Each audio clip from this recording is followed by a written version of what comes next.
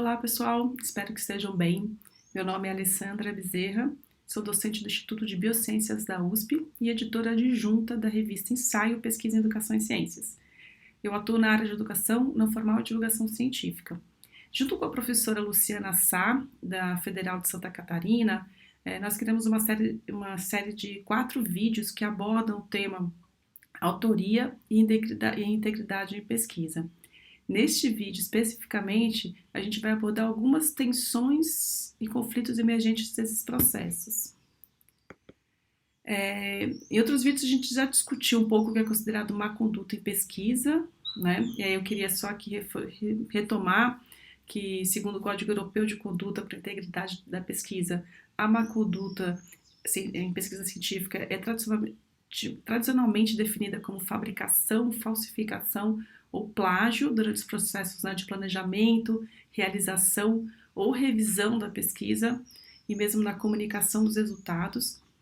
E a gente viu, né, que a fabricação aí se refere a inventar dados, né, ou resultados e registrá-los como se fossem reais, enquanto que a falsificação vai mais para manipulação de equipamentos, imagens, processos de pesquisa, ou ainda alteração, né, tanto omitindo como suprimindo dados ou resultados sem justificativa alguma, e que o plágio, né, que é o mais famoso aí dessa tríade, envolve usar o trabalho ou ideias de outras pessoas sem dar o crédito devido. Só que para além dessa tríade, né, mais conhecida, existem outras violações das boas práticas que prejudicam a integridade do processo de investigação ou mesmo, né, das próprias pessoas investigadoras.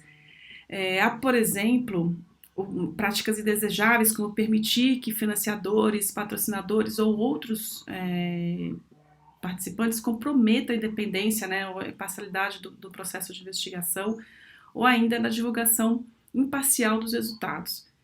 Como, por exemplo, né, atrasar ou dificultar indevidamente o trabalho de outras pessoas, ocultar o uso de inteligência artificial, né, ou de ferramentas de automação,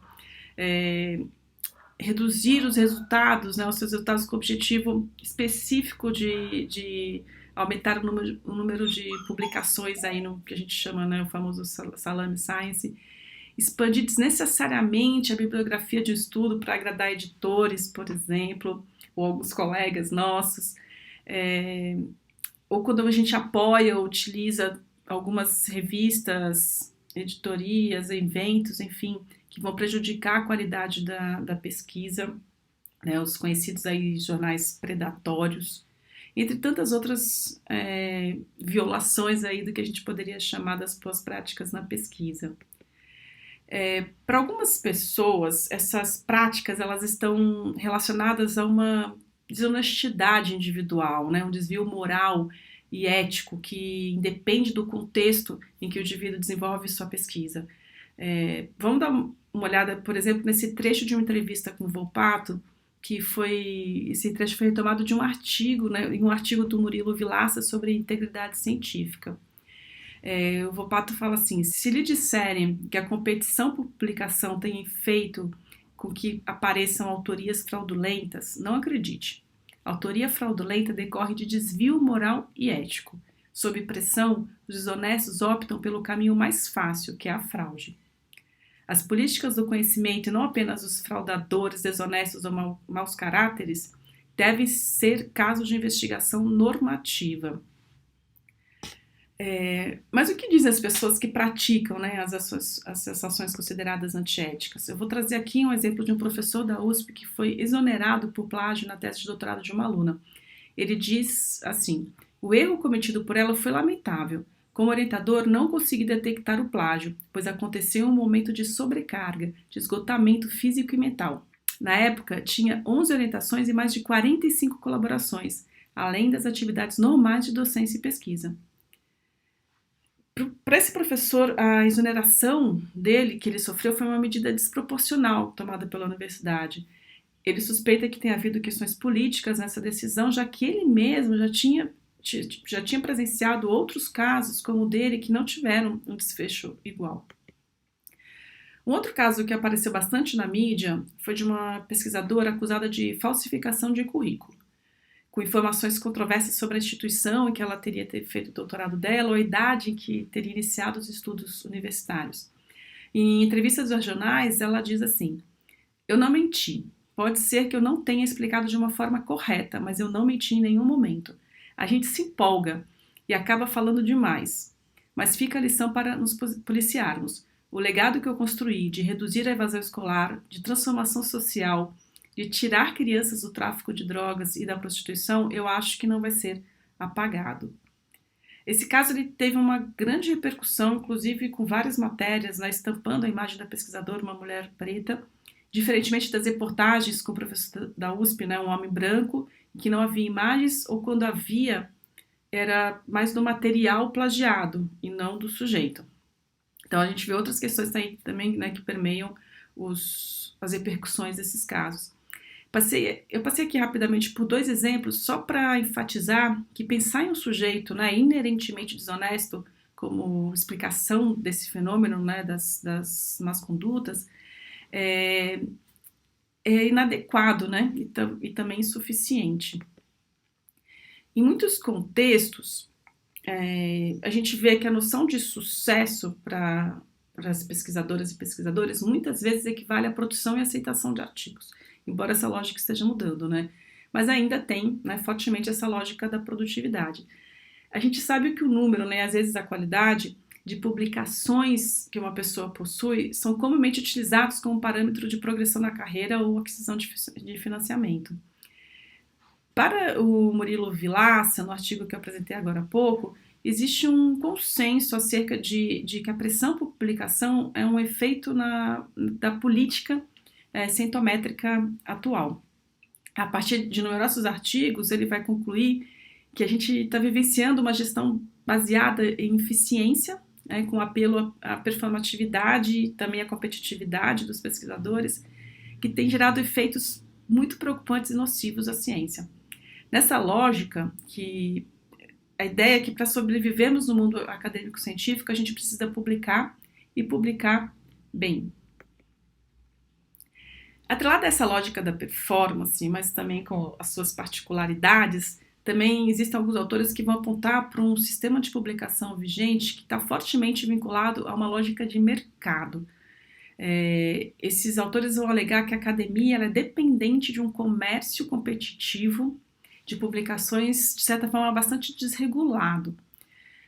Por exemplo, segundo o Jung e coautores no artigo de 2008, o atual sistema de publicação que a gente tem gera distorções na ciência, né, pois traz a aplicação de princípios da economia de uma lógica de mercado. Para eles, a informação científica é uma mercadoria e as revistas científicas e editoras estão atuando como um meio para sua divulgação e intercâmbio. Então, como decorrência desse processo, a gente acaba vendo uma publicação, por vezes, inadequada de artigos, né? A gente pode pensar em alguns elementos do mercado editorial que estariam aí influenciando a prática de más condutas, não? Por exemplo, preços abusivos de publicação podem levar a uma autoria mais recheada aí, né, para que os custos possam ser divididos por mais gente. Além disso, também a gente pode ver, entre tantas outras distorções aí, que a lógica do mercado leva a uma diferenciação de acesso por países, instituições e grupos de pesquisa que não conseguem arcar, por exemplo, com os custos de publicação. Eu vejo, então, que considerar as lógicas, né, produtivista de mercado vai nos dar alguns subsídios para a gente pensar em uma responsabilização mais ética, né, em relação à integridade científica. Acho que culpabilizar o indivíduo como inerentemente desonesto e imoral, né, além de reducionista, não nos ajuda muito a superar essas lógicas. A responsabilização individual, ao meu ver, tem trazido efeitos não somente para os indivíduos denunciados, né? A gente vê aí o caso do professor da USP que foi exonerado, problemas, né, de saúde de muitas pessoas que passam por esses processos, mas também para a própria ciência, né, como o Murilo Vilaça aponta, também o combate, né, às más condutas, ele é custoso. Eu não quero dizer com isso, tá, gente, que o indivíduo não tem responsabilidade por suas ações, mas que também não é possível a gente desconsiderar o contexto em que esses comportamentos eles emergem, né? É fundamental que instituições como universidades, institutos de pesquisa, editoras, agências de fomento, enfim, tenham suas próprias diretrizes e as cumpram, né? E gerem também condições institucionais em que essas más condutas também elas não façam mais sentido, né? Eu não estou aqui mais uma vez defendendo as más condutas, mas também trazendo, né, complexificando um pouco essa visão do Volpato.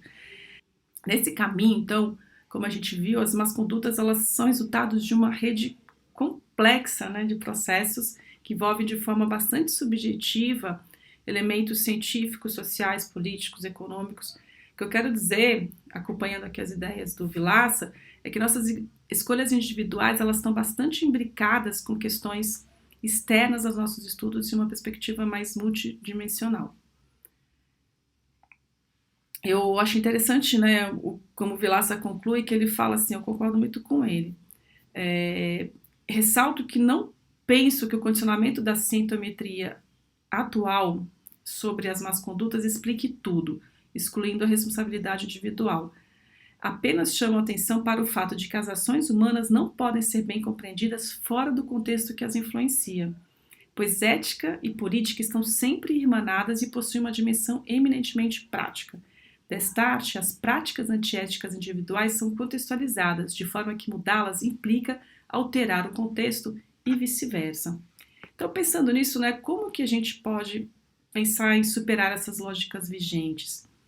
Em relação à lógica produtivista, a gente já vê alguns caminhos para essa superação e já estamos vendo aí mudanças em curso nos sistemas avaliativos de agências de fomento, mesmo na progressão na carreira, universidades, institutos de pesquisa, migrando, né, de um olhar meramente quantitativo sobre o número de publicações e índices de impacto para avaliações mais qualitativas e abrangentes, né, que considerem um rol aí ampliado de ações desenvolvidas pelas pessoas avaliadas com novas métricas. A gente também vê um caminho aí de transformação na lógica de mercado que está muito pautada nessas transformações muito pautadas na ciência aberta.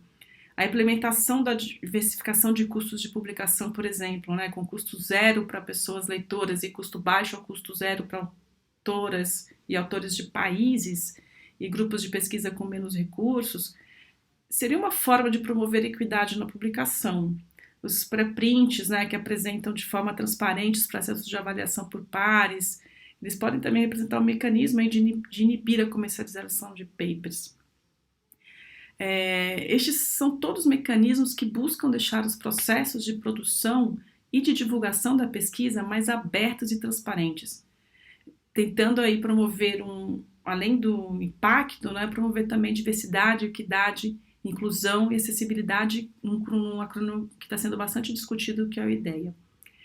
Eu gostaria de terminar esse vídeo aqui enfatizando que ainda não superamos as lógicas de produtivismo e do mercado, ao meu ver, e que para isso acho que é necessário, né, um engajamento substancial da nossa comunidade, incluindo pessoas em diferentes níveis de formação acadêmica, para pensarmos juntos em novas relações entre os contextos de produção e comunicação dos conhecimentos científicos, que sejam aí permeadas, né, novas relações permeadas pela constante reflexão sobre os seus contextos sociais, econômicos e políticos. Bom, gente, eu agradeço novamente a atenção de vocês e deixo aqui o meu e-mail, caso vocês queiram continuar a conversa. Até a próxima!